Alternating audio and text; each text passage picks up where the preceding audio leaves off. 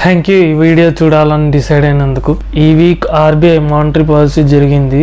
Rate cut చేయలేరు, stands కూడా న్యూట్రల్లో ఉంచారు. బ్యాంక్స్ పైన ఉన్న కొన్ని స్పెసిఫిక్ రెస్ట్రిక్షన్స్ని ఈజ్ చేశారు. దానివల్ల బ్యాంక్స్కి బెనిఫిట్ ఉంటుంది. ఇంకా అక్టోబర్ మంత్ ఎంటర్ అయ్యాం కాబట్టి ఎర్నింగ్ సీజన్ స్టార్ట్ అవుతుంది. ఎప్పట్లాగే మనం మార్కెట్ని అనలైజ్ చేద్దాం. హాయ్, నా పేరు శ్రీకర్. ఇక వీడియో మొదలు పెడదామా?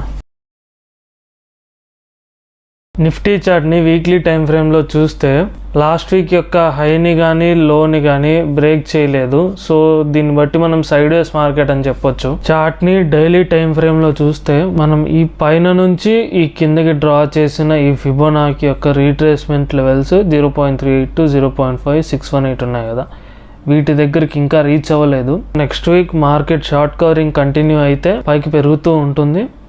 ఇక్కడ దాకా కానీ ఇక్కడ దాకా కానీ రావచ్చు. ఇన్ కేస్ ఈ 0.618 పైన క్లోజ్ అయితే కానీ మనం బుల్లిష్ గురించి ఆలోచించకూడదు. ఇప్పుడున్న సెంటిమెంట్స్ ప్రకారం ఈ లెవెల్స్లో నుంచి ఏదో ఒక లెవెల్ టచ్ చేసి కిందకు పడుతుందని అనుకుంటున్నాను. ఒకవేళ అలాగే జరిగితే 25,120 పైన క్లోజ్ అవ్వాలి. అప్పటి నుంచి మనం బుల్లిష్ ట్రేడ్స్ని కూడా కన్సిడర్ చేయొచ్చు మన స్ట్రాటజీలో. ఈ వీక్ నేను ఇంకో పాయింట్ని యాడ్ చేయాలనుకుంటున్నాను. దాన్ని ఓఐ అనాలిసిస్లో చూద్దాం.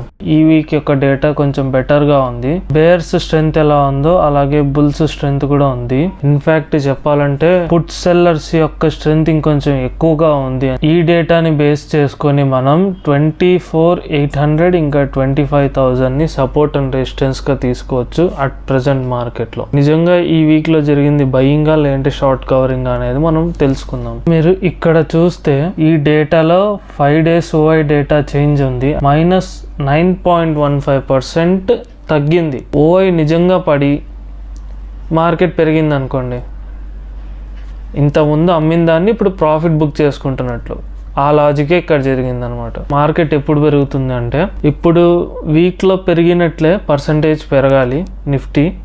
అలాగా ఇక్కడ ఓఐ చేంజ్లో -9.15 ఉంది కదా, దాని బదులు ఓఐ డేటా పాజిటివ్గా ఉండాలి.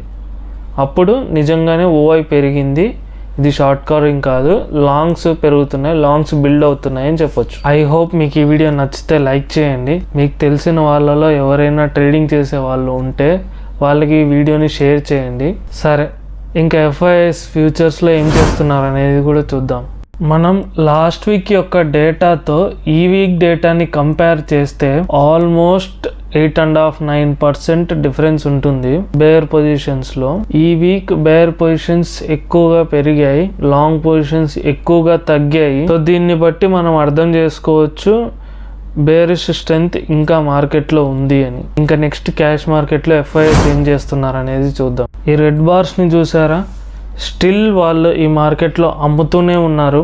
దీన్ని బట్టి మనం ఇంకా బేరిష్గానే ఉన్నారు ఎప్పట్లానే అని అనుకోవచ్చు. మనం గమనించాల్సింది అట్లీస్ట్ 3 consecutive days బయింగ్ చేస్తున్నారా లేదా అని. అలా చేసిన రోజు మార్కెట్లో బుల్లిష్ నేచర్ మొదలవుతుంది అని అనుకోవచ్చు.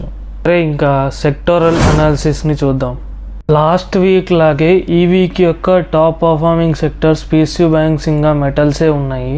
30th September రోజు నేను మంత్లీ అనాలిసిస్ కూడా చేస్తానని చెప్పాను కదా లాస్ట్ వీక్లో. ఆ డేటాని కూడా చూస్తే ఇన్ఫ్యాక్ట్ PSU బ్యాంక్స్ ఇంకా మెటల్సే టాప్ సెక్టర్స్గా ఉన్నాయి. ఇంకా మీరు ఈ 2 సెక్టార్స్ యొక్క చార్ట్స్ని గమనిస్తే ఆల్మోస్ట్ ఆల్ టైమ్ హైకి దగ్గరగానే ఉంది అట్ ప్రజెంట్. ఇంకా ఫేర్ వాల్యుయేషన్స్లో కూడా ఉన్నాయి. సో మనం ఎక్స్పెక్ట్ చేయొచ్చు ఇందులోంచి మంచి మొమెంటం వచ్చే ఛాన్స్ ఉంది. ఇక్కడ దాకా మీరు ఈ వీడియో చూసారంటే మీకు మంచి వాల్యూ దొరికిందని అనుకుంటున్నాను. Every week Monday market open అయ్యే లోపు ఇటువంటి ఒక వీక్లీ అనాలిసిస్ వీడియోని వీలైనంత క్విక్ అండ్ క్రిస్ప్గా చేయడానికి ట్రై చేస్తూ ఉంటాను. మీరు ఈ వీడియో ఇక్కడ దాకా చూసారంటే మీకు ఖచ్చితంగా నచ్చే ఉంటుంది.